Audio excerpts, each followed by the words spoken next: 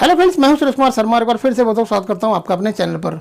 यदि आपका किसी भी बैंक में खाता है तो ये वीडियो आपके लिए काफ़ी ज़्यादा महत्वपूर्ण है। अक्सर बैंक के ग्राहकों के ऊपर बैंक की तरफ से तरह तरह के जुर्माने लगाए जाते हैं, परंतु क्या आप जानते हैं कि यदि आप किसी को ऑनलाइन पैसा ट्रांसफर कर रहे हैं और आप जिन्हें पैसा ट्रांसफर कर रहे हैं यदि समय से उनके खाते के अंदर पैसा नहीं पहुंचता है तो बैंकों के ऊपर भी जुर्माना लगाया जाता है। यानी कि ग्राहक को भी समय से पैसा ना पहुंचने के कारण बैंक को जुर्माना देना पड़ता है, परंतु ग्राहक को पूरी जानकारी ना होने के कारण वो बैंक से जुर्माना वसूल नहीं कर पाता। तो आइए आपको बताते हैं कि यदि आप किसी को ऑनलाइन पैसा ट्रांसफर कर रहे हैं और वो पैसा समय से उनके खाते के अंदर नहीं पहुंचता है तो आप बैंक से कितना जुर्माना वसूल कर सकते हैं और कैसे आपको इसकी शिकायत करनी है और अपना जुर्माना हासिल करना है।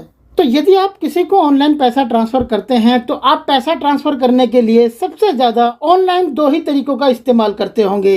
पहला है NEFT यानी कि नेशनल इलेक्ट्रॉनिक फंड ट्रांसफर और दूसरा है RTGS यानी कि रियल टाइम ग्रॉस सेटलमेंट। आप ही नहीं बल्कि ऑनलाइन पैसा ट्रांसफर करने के लिए देश के अंदर सबसे ज़्यादा इन्हीं दो पॉपुलर ऑप्शंस का इस्तेमाल किया जाता है। यदि आप NEFT और RTGS के जरिए किसी को पैसा ट्रांसफर करते हैं और जिनको आप पैसा ट्रांसफर कर रहे हैं उनके खाते के अंदर समय से पैसा नहीं पहुंचता है तो इस मामले में आप बैंक से जुर्माना वसूल कर सकते हैं। अब आपके मन में ये सवाल आ रहा होगा कि यदि आप NEFT के जरिए किसी को मनी ट्रांसफ़र करते हैं तो कितने समय के अंदर उनके बैंक खाते के अंदर पैसा क्रेडिट हो जाना चाहिए। तो आपको बता दें कि रिजर्व बैंक ऑफ इंडिया के नियम के मुताबिक ट्रांसफ़र करने के 2 घंटे के भीतर आपके द्वारा ट्रांसफ़र किया गया पैसा बेनिफिशियरी के अकाउंट में पहुंच जाना चाहिए। अब यदि मान लीजिए कि किसी कारणवश आपने जिन्हें पैसा ट्रांसफ़र किया है उनके खाते में 2 घंटे के अंदर पैसा क्रेडिट नहीं हो पाता है तो उन्हीं 2 घंटे के अंदर आपके खाते के अंदर वो पैसा वापस आ जाना चाहिए। RBI के नियम के मुताबिक इस पूरे प्रोसेस के लिए केवल बैंक को 2 घंटे दिए जाते हैं। अब मान लीजिए कि इन 2 घंटों के अंदर पैसों का सेटलमेंट नहीं हो पाता है तो RBI के नियम के मुताबिक इसके लिए ग्राहक को जुर्माना देना पड़ेगा।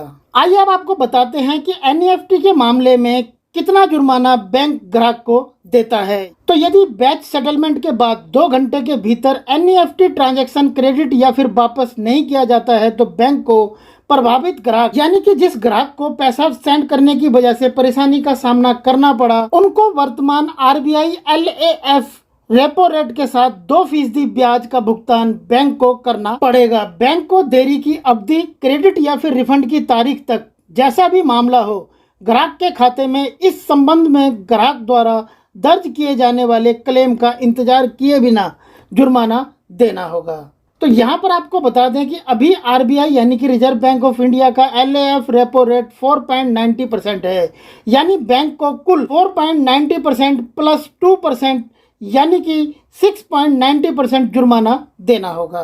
आइए अब आपको बताते हैं कि यदि आप RTGS के द्वारा किसी को मनी ट्रांसफ़र करते हैं तो कितने समय के अंदर ये पैसा बेनिफिशियरी के खाते के अंदर क्रेडिट हो जाना चाहिए या फिर आपको रिटर्न मिल जाना चाहिए। और यदि ऐसा नहीं होता है तो RTGS मनी ट्रांसफ़र के मामले में बैंक को कितना जुर्माना ग्राहक को देना होता है। तो RTGS मनी ट्रांसफ़र के मामले में आपको बता दें कि सामान्य तौर पर शाखाओं से ये उम्मीद की जाती है कि जैसे ही मनी ट्रांसफ़र किया जाए तो पैसा रियल टाइम में बेनिफिशियरी के अकाउंट में पहुंच जाना चाहिए। हालांकि RBI यानी कि रिजर्व बैंक ऑफ इंडिया के नियम के अनुसार जिस व्यक्ति के बैंक में पैसा ट्रांसफर होता है उस बैंक को व्यक्ति के खाते में फंड ट्रांसफर मैसेज प्राप्त होने के आधे घंटे के अंदर पैसा जमा करना होता है। अगर ऐसा नहीं हो पाता है किसी भी कारणवश तो बैंक को मनी ट्रांसफर किए जाने के 2 घंटे के अंदर पैसा भेजने वाले व्यक्ति के खाते में या तो पैसा वापस लौटाना होता है या फिर जिस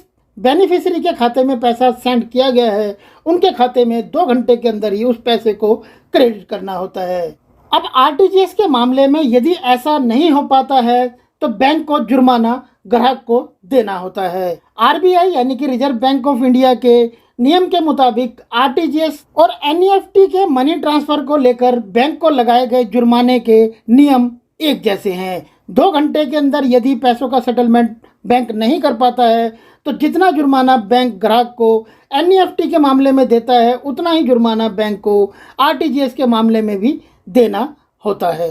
आइए अब जान लेते हैं कि यदि आपने किसी को एनईएफटी और आरटीजीएस के द्वारा मनी ट्रांसफ़र किया और 2 घंटे के अंदर बैंक ने उन पैसों का सेटलमेंट नहीं किया तो इसके लिए आप कहां पर शिकायत कर सकते हैं। तो सबसे पहले बात कर लेते हैं आरटीजीएस की। आरटीजीएस के मामले में यदि आपने आरटीजीएस से किसी को पैसा ट्रांसफर किया और आपने जिन्हें पैसा ट्रांसफर किया उनके खाते के अंदर समय से पैसा क्रेडिट नहीं होता है तो आपको अपने बैंक या फिर शाखा से संपर्क करना चाहिए। यदि आपकी बैंक या फिर शाखा में भी आपकी समस्या का समाधान नहीं होता है तो आप शिकायत ईमेल या फिर डाक मेल के जरिए कर सकते हैं।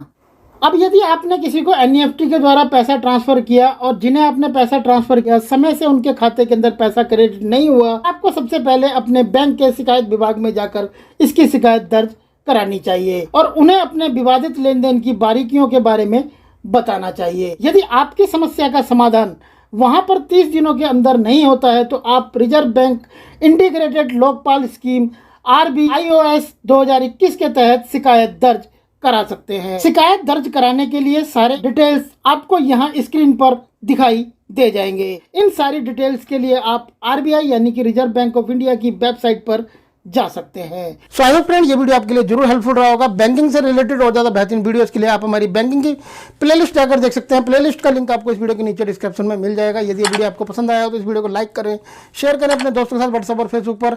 अगर अभी तक आपने इस चैनल को सब्सक्राइब नहीं किया था तो नीचे लाल वाले सब्सक्राइब के बटन को प्रेस करके चैनल को सब्सक्राइब कर लें। बराबर में बेल का आइकॉन है उसे भी जरूर प्रेस करें ताकि जब भी हम इस चैनल पर अपना कोई नया वीडियो अपलोड करें तो उसका नोटिफिकेशन आपको सबसे पहले मिल जाए। यदि आपने चैनल सब्सक्राइब किया हुआ तो आपको बहुत बहुत धन्यवाद। फिर मिलते हैं आपसे ऐसे ही किसी बेहतरीन जानकारी के साथ नेक्स्ट वीडियो में। तब तक के लिए गुड बाय, टेक केयर, जय हिंद।